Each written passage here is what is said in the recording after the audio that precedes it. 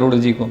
तो ये वही लीला स्थली है। तो शोभरी मुनि पहले यहाँ पर अपनी तपस्या कर रहे थे जलमग्न होकर अंदर, और वहाँ पर क्या था, गरुड़ आते जाते थे तो मछलियाँ पकड़ रहे हैं, कहीं सांप पकड़ रहे हैं, ऐसा किया करते थे गरुड़। तो ये शोभरी मुनि अहंकारवश इन्होंने क्या किया कि गरुड़ सोचे कि मुझे तो बार बार डिस्टर्ब हो रहा है यहाँ पर तपस्या में, तो सोचे, देखा नहीं उन्होंने कि ये भगवान के महान भक्त हैं, तो और क्या करा, उनको श्राप दे दिया। तो क्योंकि उन्होंने श्राप दिया था इसलिए बाद में उनका पतन भी हुआ। तो ये जो श्राप दिया था गरुड़ को, और जहाँ पर तपस्या कर रहे थे शोभरी मुनि, ये वही स्थल है, ये है ना, कालिया नाग की। और यहाँ पर एक वृक्ष है, कदम्ब का वृक्ष है ना। तो वो कदम्ब का वृक्ष वही वृक्ष है जहाँ से भगवान श्री कृष्ण कूदे थे। तो क्या लीला है, भगवान अपने गोप बालों के साथ गैया चरा रहे थे, है ना, वहाँ पर आसपास ही। तो उनके ग्वाल बाल मित्रों ने कहा चलो थोड़ा जल पी लेते हैं इस प्रकार से, और गैयाओं को भी जल पिला देते हैं। तो ये सब वहाँ पहुँचे और मूर्छित होने लग गए। क्यों? क्योंकि कालिया नाग वहाँ पर रह रहा था, कालिया नाग। तो कालिया नाग इतना विषैला नाग था कि 8 किलोमीटर का जो एरिया था, पूरा 8 किलोमीटर का एरिया पूरा विष के पानी से हो गया था। विष ही था, वो पानी नहीं था। और कितना विष था कि उसमें पानी में उबाल आ रहा है, और जैसे कोई गैसियस पदार्थ नहीं होता है, बहुत उसमें से फ्यूम्स निकलती, जैसे एसिड है, बहुत खतरनाक है ना एसिड, उसको तो सूंघ भी लो तो भी हम चित हो जाएंगे। तो हाँ, तो जितने भी आसपास के जो वृक्ष थे सब मर चुके थे, पेड़ पौधे वृक्ष सब मर चुके थे। हाँ, और पक्षी जो ऊपर से जाते थे तो उसकी जो गैस हुआ करती थी उससे मर के गिर जाते थे। इतना खतरनाक उसका विष था, इतना विषैला था वो। तो जब ये लोग गए वहाँ पर, अब उनकी गैया ही गई, है ना, ग्वाल बालों की, और भगवान श्री कृष्ण के ग्वाल बाल मित्र गए, तो वो भी बेहोश होते गए, और धीरे धीरे वो भी अपना शरीर त्याग करने लग गए, है ना। हरे कृष्णा हरे कृष्णा हरे कृष्णा। तो अपना शरीर त्याग करने लग गए। भगवान श्री कृष्ण जब वहाँ पहुँचे, उन्होंने देखा कि हाथ लगाया अपने मित्रों को, तो समझ गए कि यहाँ तो गड़बड़ है। तो भगवान श्री कृष्ण ने क्या करा, अपना दृष्टिपात किया अपने मित्रों पर। तो तुरंत एकदम उनके जो मित्र हैं वो खड़े हो गए, इसको बंद कर दो, ये हो गया काम इसका।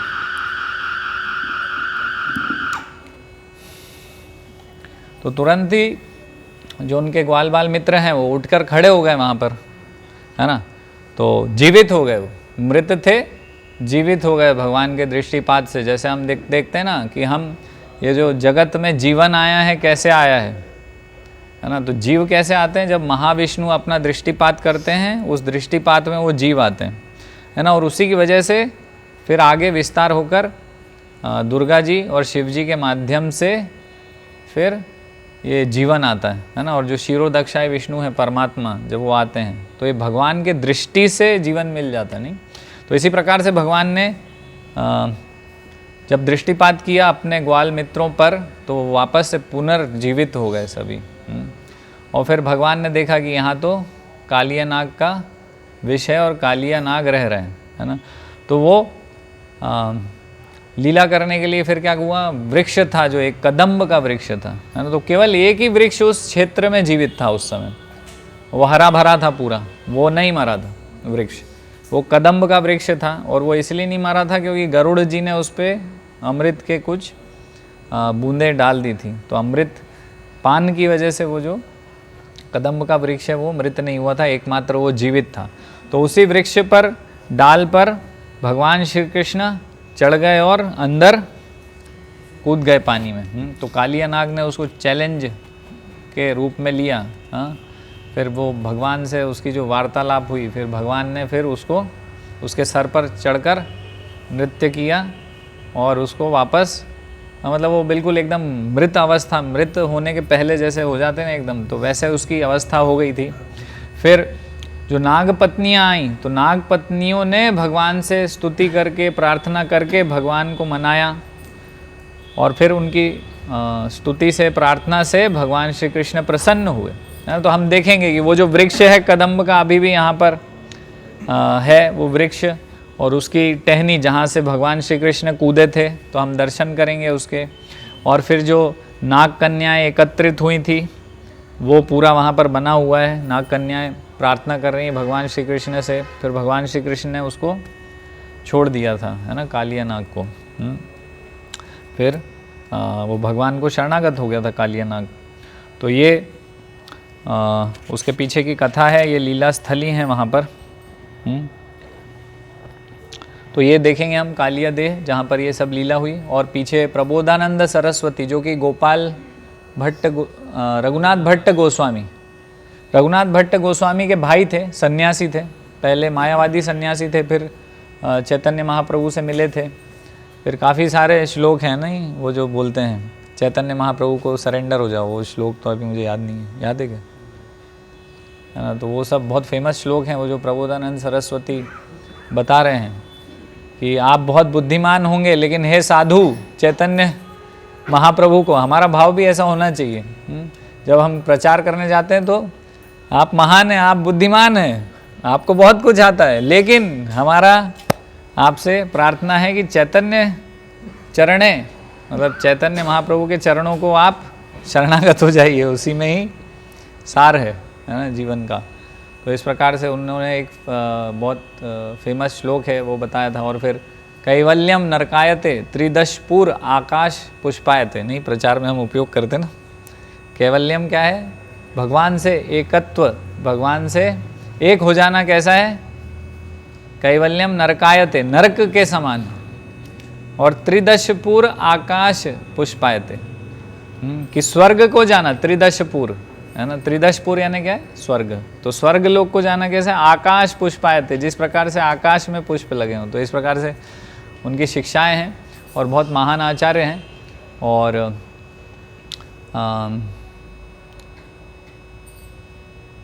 उनके भाई नहीं हैं, उनके पिता के भाई हैं, है ना, पिता के भाई हैं।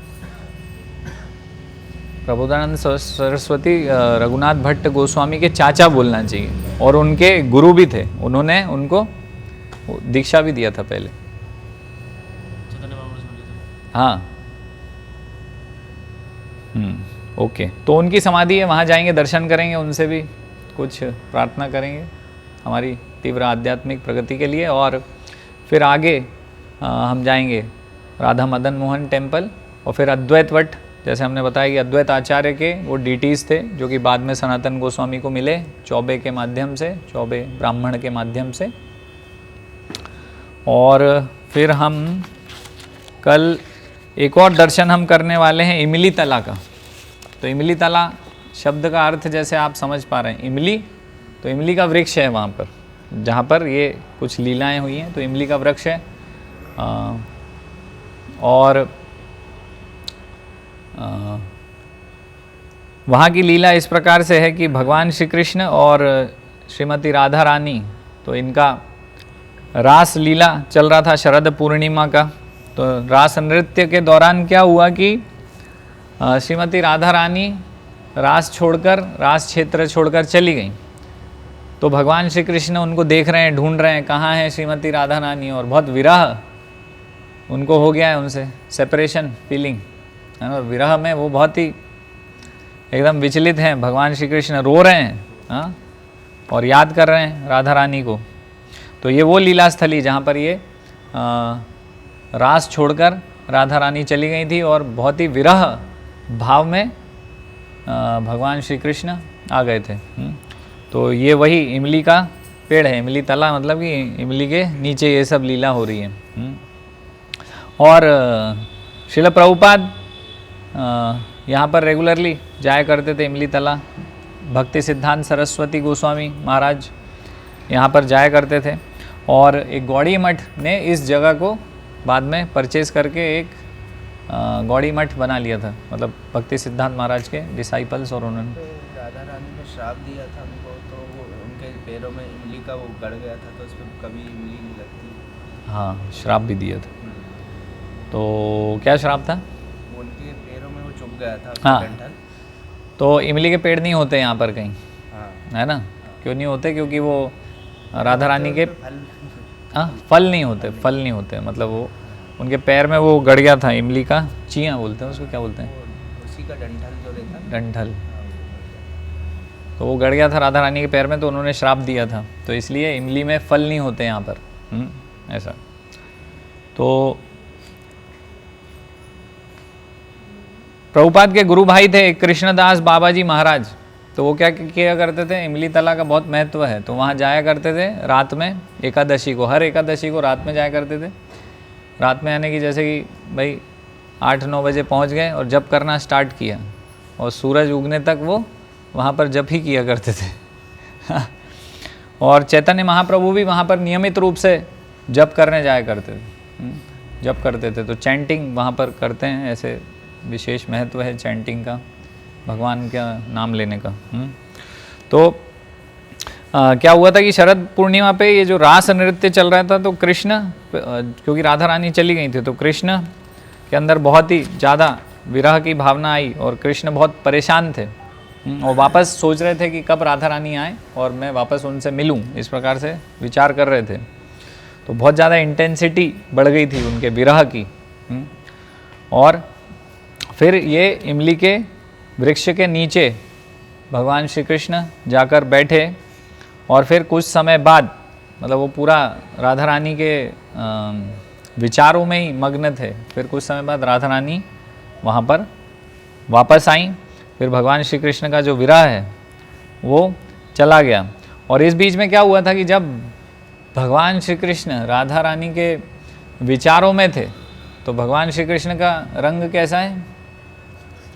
हाँ, सांवला है, हाँ, काले बादल जैसा, घने काले बादल होते ना बारिश के वैसे। तो लेकिन क्योंकि इतना ज़्यादा वो राधा रानी के विचार में आ गए थे कि उनका कॉम्प्लेक्शन कैसा हो गया था, राधा रानी जैसे ही हो गया था, गोल्डन कॉम्प्लेक्शन।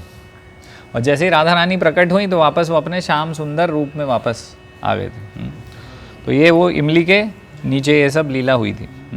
और फिर उस समय भगवान श्री कृष्ण ने ऐसा बोला था कि मैं कलयुग में प्रकट होऊंगा, और आपके रूप में, आपके कॉम्प्लेक्शन है ना, जैसा आपका रूप है, कॉम्प्लेक्शन है, उस कॉम्प्लेक्शन में प्रकट होऊंगा, और आपका जो मूड है ना, उसका सबको प्रचार प्रसार करूंगा, और हरिनाम संकीर्तन प्रारंभ करूंगा। तो इस प्रकार से भगवान ने बोला था। बाद में फिर चैतन्य महाप्रभु के रूप में भगवान स्वयं श्री कृष्ण प्रकट हुए वृंदावन में, और वहाँ फिर चैतन्य महाप्रभु जाया करते थे, और फिर वो जो राधा रानी का विरह है, विरह भाव भगवान श्री कृष्ण से सेपरेशन का, उस मूड में रहा करते थे, और जप किया करते थे। और उस समय जब चैतन्य महाप्रभु इस प्रकार से भगवान श्री कृष्ण से विरह का अनुभव किया करते थे राधा रानी के भाव में, तो चैतन्य महाप्रभु श्याम सुंदर वर्ण के हो जाया करते थे। ऐसा वर्णन है सब। तो ये सब लीलाएं चैतन्य महाप्रभु की, भगवान श्री कृष्ण राधा रानी की वहाँ पर हुई हैं। और बाद में ऐसा भी हुआ था ना, किसी ने इमली का पेड़ काटने की कोशिश करी थी, तो वहाँ से खून निकला, तो फिर उन्होंने बंद कर दिया, फिर नहीं काटा उसको। तो आज भी वो इमली का पेड़ है जिसके हम दर्शन कर सकते हैं वहाँ पर, और ऐसी प्रार्थना कर सकते हैं कि जैसे चैतन्य महाप्रभु ऐसे बड़े बड़े आचार्य वहाँ पर जप कर रहे हैं, जप में रुचि है उनकी उतनी, तो हमारी भी वो चैंटिंग में रुचि आए, क्योंकि हमें तो 16 माला करना भी बहुत भारी पड़ रहा है। तो हमारा वो, हम प्रयास करें वो प्रार्थना कि इस प्रकार से जैसे चैतन्य महाप्रभु वहाँ चैंटिंग कर रहे हैं, अलग अलग आचार्य चैंटिंग कर रहे हैं, तो हमारा भी वो जो भगवान के नाम में टेस्ट डेवलप हो जाए, इसका हम वहाँ जाकर प्रार्थना कर सकते हैं। तो ये लीला स्थली कल हम दोपहर के पहले दर्शन करेंगे सभी। अगर समय पर आप सब लोग सारी चीज़ें कर लेते हैं जैसा हमने शेड्यूल बनाया है, तो सब दर्शन हो जाएंगे, नहीं तो भागते दौड़ते ही रह जाएंगे हम। वो कहीं कुछ समझ में नहीं आता, दीवार और पत्थर देख के लौट आते हैं हम लोग फिर। तो अच्छे से दर्शन हो, सब देखें, हम समझें, वो भाव समझें। हम यहाँ आचार्य रहे हैं हमारे, हाँ, जैसे कि इस्कॉन मंदिर है वृंदावन में, हम इस्कॉन मंदिर जाएंगे तो इस्कॉन मंदिर प्रभुपाद बोलते हैं कि मैं हमेशा यहाँ रहता हूँ, तो अभी भी हैं प्रभुपाद वहाँ। राधा दामोदर मंदिर में अगर आप जाएंगे तो प्रभुपाद वहाँ रहे हैं, तो आप जाएंगे और देखेंगे तो आपको वो भाव अपने आप आ जाएगा कि प्रभुपाद यहाँ हैं अभी भी, और कैसे प्रभुपाद उस समय स्ट्रगल कर रहे थे और क्या कर रहे थे वो सब। हाँ, तो इस भाव से जाइए, केवल गिट्टी पत्थर बिल्डिंग देखने, दीवार देखने मत जाइए, उस भाव को समझिए। तो लेट लतीफ़ी मत करिए। कल जाएंगे, लेकिन दोपहर बाद का अलग प्रोग्राम है, तो वो हम अभी मैसेज कर देंगे सबको, तो पता चल जाएगा क्या प्रोग्राम है, तो उसके अनुसार चलेंगे हम। लेकिन सुबह का जो दोपहर के पहले है ये सब दर्शन है ना। कल सुबह हम दोपहर के बाद का प्रवचन करेंगे, ठीक है। जो सुबह कल मॉर्निंग में प्रवचन होगा, दोपहर बाद जो दर्शन स्थली है वहाँ का होगा, है ना, ठीक है। हाँ, पास में केसी घाट और बंसी घाट है, वहाँ वो बाद में जाएंगे हम, जाएंगे। यमुना जी का दर्शन बाद में होगा। कभी लेके नहीं हाँ, कभी लेके नहीं जा सकते।